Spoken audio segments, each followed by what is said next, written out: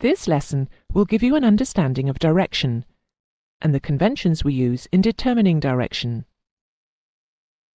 Before we can define direction on the Earth, we need to select a datum from which direction can be measured.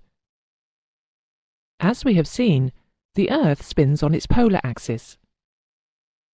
We say that the direction in which the Earth is spinning is called east.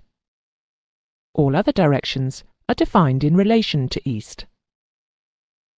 West is defined as the opposite direction to east. We can also use the poles to define direction. When we are facing east, the pole to our left is called the North Pole, and the direction to it is north. The pole on our right when facing east is called the South Pole, and the direction to it is south.